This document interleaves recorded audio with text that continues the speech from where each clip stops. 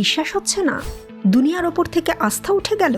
চলচ্চিত্রের অধিকাংশ অভিনেতার শরীর প্রফেশনাল বডি বিল্ডারের মতো দেখালেও আসলে তার নকল। চলচ্চিত্রে সবকিছুই সাজানো নাটক, তার উপর এতে ব্যবহৃত হয় এমন অনেক নকল সাজ সরঞ্জাম।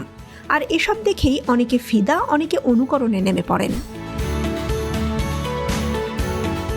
ভিএফএক্সের জয় জয়কারের যুগে অনেকেরই ধারণা ছিল অ্যাভেঞ্জার্স এন্ড গেম সিনেমায় থর চরিত্রে অভিনয় করা ক্রিস হেমসওয়ার্থের থলথলে শরীর হয়তো কম্পিউটারের কারসাজি।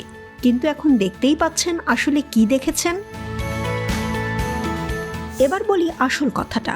এমন বডিস্যুট বানাতে অনেক সময় এবং পরিশ্রম লাগে। প্রথমে অভিনেতার শরীরের মাপ সিলিকন রাবারের ছাঁচে তুলে নেওয়া হয়। সেই সিলিকন রাবারের ছাঁচের ওপর আরেক দফা রাবার এবং প্লাস্টার মাখানো কাপড়ের প্রলেপ দেয়া হয়।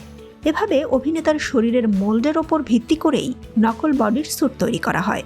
কিন্তু এটি শুধুমাত্র রাবারের নকল চামড়া নয়, এতে অনেক ডিটেইলিং করা হয়। প্রথমে এর রং অভিনেতার গায়ের রঙের সঙ্গে মেলানো হয়, তারপর হাত দিয়ে একটি একটি করে লোম যুক্ত করা হয়। এ তো গেল শরীরের কারসাজি। অ্যাকশন মুভিগুলোতে রক্তারক্তি যেন পানি ভাত। এসব রক্ত যে নকল তা আমরা সবাই জানি, কিন্তু সেই নকল রক্তই বা কি দিয়ে বানানো হয়? কর্ন সিরাপের সঙ্গে ওপাসিফায়ার পাউডার আর ফুড কালারের লাল রং মেশানো হয়। এসব মিক্সিং করার পর তার রক্তের মতোই লাল হয়ে ওঠে। তবে রিয়েলিস্টিক করে তোলার জন্য এতে সামান্য নীল রঙও মেশানো হয়। তখন মিশ্রণটি তাজা রক্তের মতোই দেখায়। দৃশ্যের প্রয়োজনে আরও গাঢ় রক্তেরও দরকার হয়। তখন এই মিশ্রণের সঙ্গে কলা চটকে মিশিয়ে দেওয়া হয়। এই মিশ্রণ যখন মুভির সেটের দেয়ালে বা ফ্লোরে ছিটিয়ে দেওয়া হয়, দেখে মনে হয় যেন রক্ত মাংস মগজ ছিটকে ছিটকে পড়ছে। আচ্ছা, হরর মুভিতে যে রক্ত খেতে দেখা যায় সেটা কি? ওই রক্তের মূল উপাদান টমেটো সস। শরীরে ইঞ্জেকশন পুশ করার যে দৃশ্য আমরা দেখি, ওই সিরিঞ্জগুলো ম্যাজিশিয়ানের ভেলকিবাজি দেখানো জিনিসপত্রের মতো। এগুলোর সূঁচগুলো চাপ লাগলে সিরিঞ্জের ভেতরে চলে যায়। সিরিঞ্জে যে তরল থাকে, পিস্টনে চাপ দিলে তা পিস্টনেই ঢুকে যায়। সিনেমার নায়ক নায়িকারা ভিলেনের মাথায় অহরহ কাঁচের বোতল আছড়ে ভাঙে। সেগুলো তৈরি করা হয় এক ধরনের প্লাস্টিক দিয়ে। আমাদের চেনা জানা কাঁচের বোতলের ছাঁচে প্লাস্টিক ঢেলে নকল বোতল বানানো হয়। এই মেকি বোতলের সুবিধা হলো ভাঙলে সেগুলো সত্যিকারের কাঁচের মতোই টুকরো টুকরো হয়ে যায়, কিন্তু গায়ে বিঁধে বিপদ ঘটায় না।